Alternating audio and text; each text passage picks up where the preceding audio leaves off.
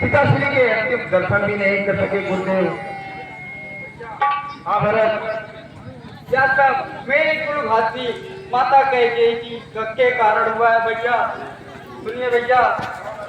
हे रघु नंदन रघुकुल भूषण रघुपति रघु नायक रघुराई छोटे भरत शरणागत को कहिए आह्वान।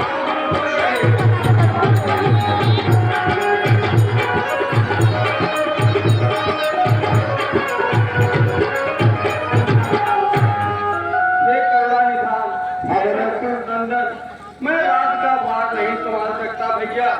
भैया अरे माता से जो न्याय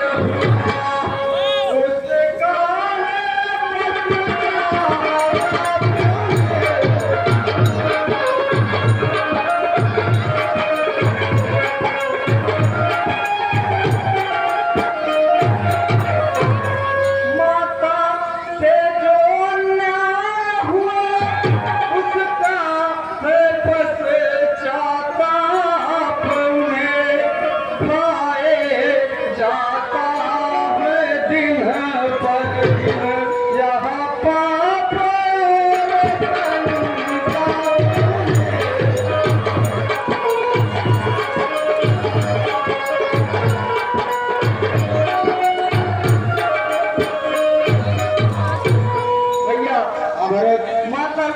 जो आपको वन में भेजने का अपराध हुआ है, इसके कारण उन वह दिन प्रतिदिन छीड़ होती जा रही है भैया।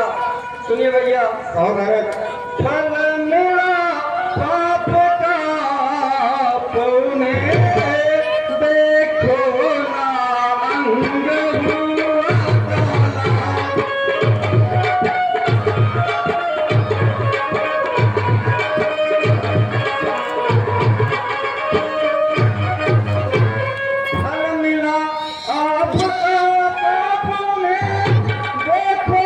ना अंग हुआ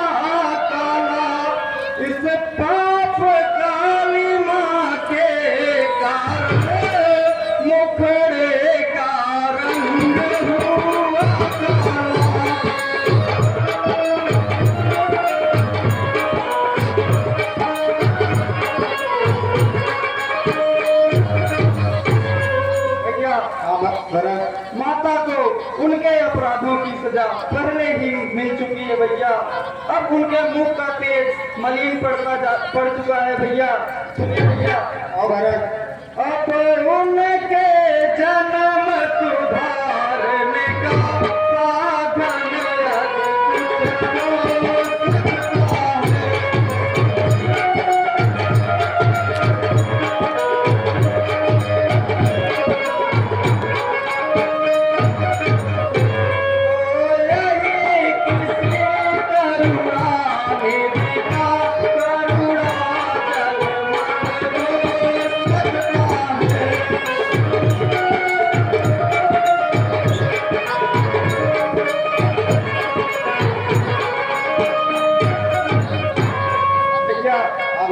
माता के पापों को अब आप ही क्षमा कर सकते हैं भैया।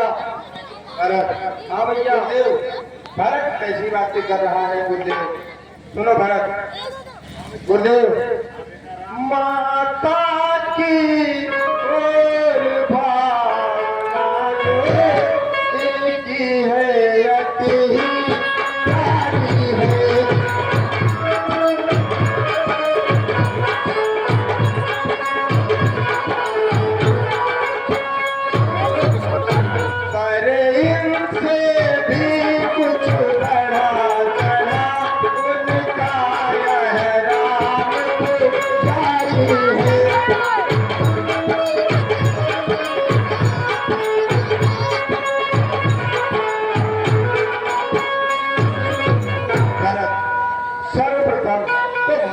विषय में तुम्हारा इस तरह बोलना ये अनुचित है।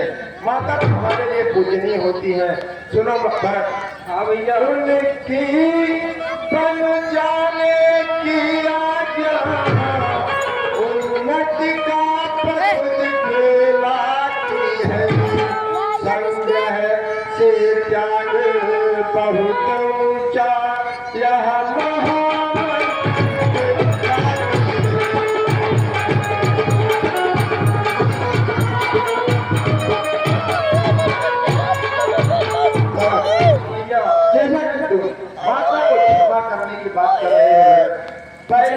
जवाहिर जवाहिर जिससे कोई अपराध हुआ हो, मैं माता को अपराधी मानता ही नहीं भरत।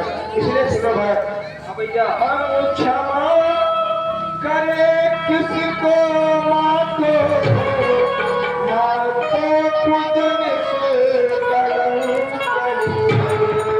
हम चारों पुत्रों की महतो जगदम्बा है, जगदम्बा।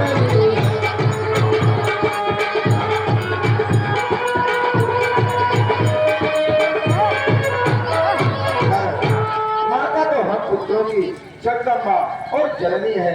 उन्हें क्षमा करने का तो कोई क्षमा करने का स्वभाव ऐसा तो हो ही नहीं सकता कि हम उन्हें क्षमा करें।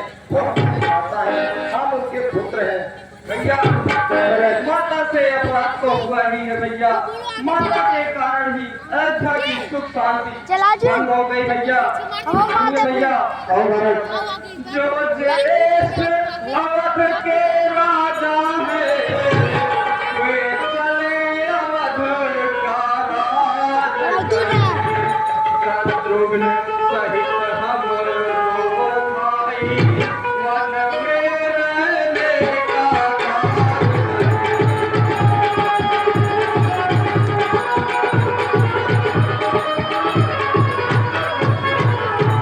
भैया।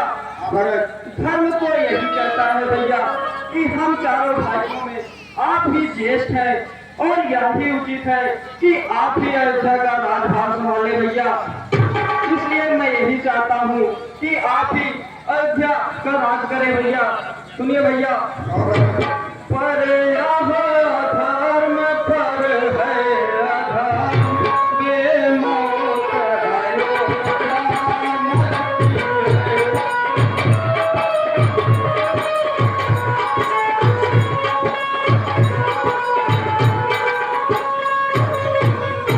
करने राजा रानी की, करने राजा रानी की, उसका फल सजा देती है।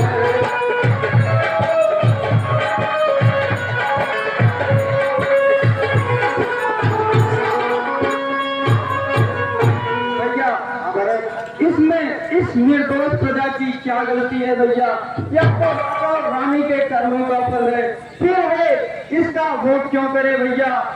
भरत, जैसा कि तुम जानते हो, हम रघुवंशी हैं। हम जो एक बार वचन लेते हैं फिर उस वचन से फेरा नहीं करते। भरत सुनो भरत, रघुकुल रीत सदा चली आई, प्राण जाए पर वचन क्या दे रहे हो?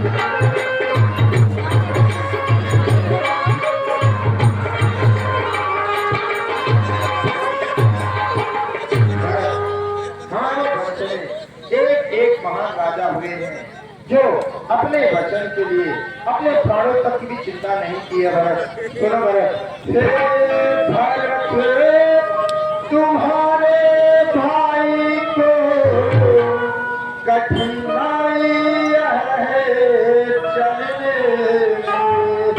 भरत, मैं बधा हुआ हूँ हे भाई, आचार करके।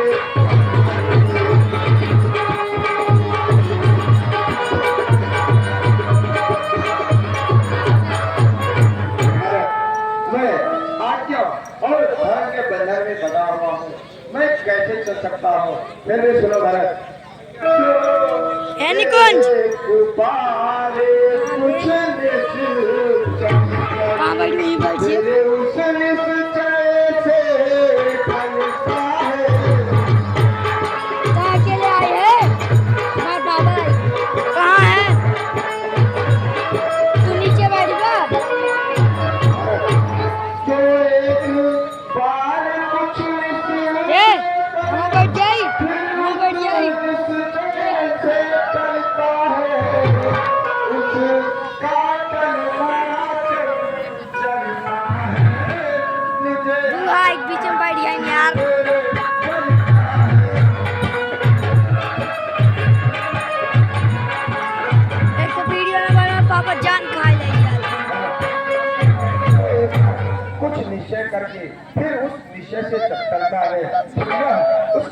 आत्मा की दुर्बलता है भरत।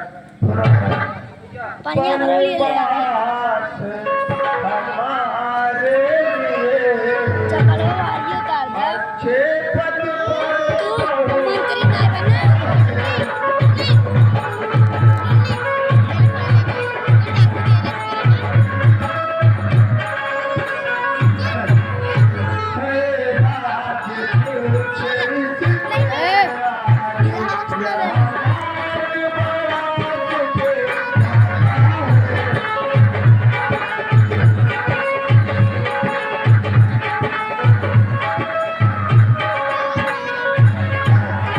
धनराज हमें एक अच्छे पद पर पहुंचा रहा है भरत।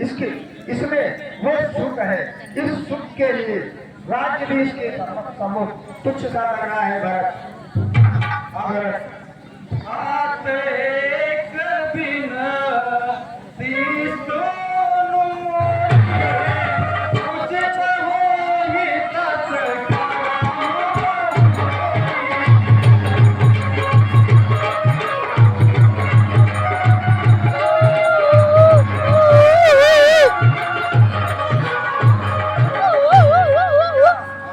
एक बात आप मेरी यह विनती सुन लीजिए। आपको जैसा उचित लगे आप वैसा करना भैया। भैया सानुज पठाइया मोहि कीजिए सबाई सानुज पठाइया मोहि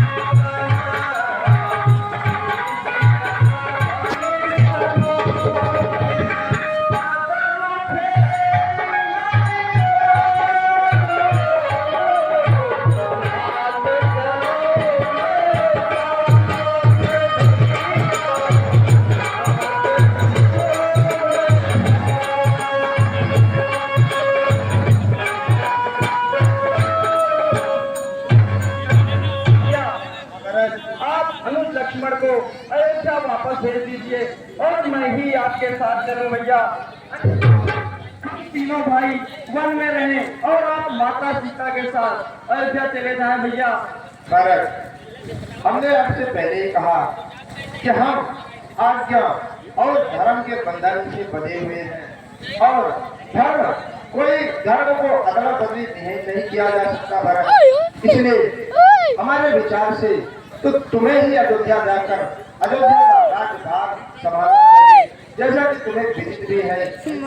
पिताश्री का स्वर्गवास होने से पहले पिताश्री ने कहा था कि एक पुत्र 14 वर्ष के लिए वन में रहेगा और दूसरा पुत्र अयोध्या का राज सिंहासन संभालेगा भरत। हाँ भरत, सुनिए भैया। कहो भरत। जैसे भी हो लौटिए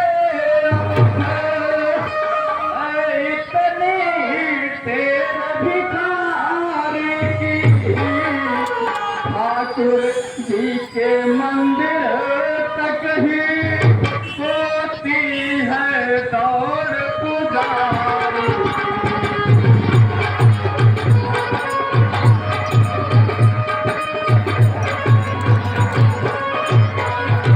ये निकुंज आ रही जैसा आप बचपन में झूठ बोलना मैं हार भी जाता था तो आप मुझे जिता देते थे भैया।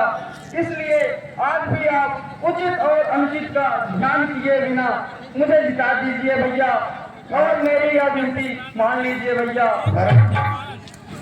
तुम्हें जिताने के लिए मैं आज भी वो पाप कर सकता हूँ भरत, लेकिन तुम उन्हें मुझे वो कार्य करने के लिए कह रहे हो जिससे हमारे पिताश्री का वचन झूठा हो जाएगा भरत। हाँ भरत। चोर का आप भी भैया को समझाए गुरुदेव। आगे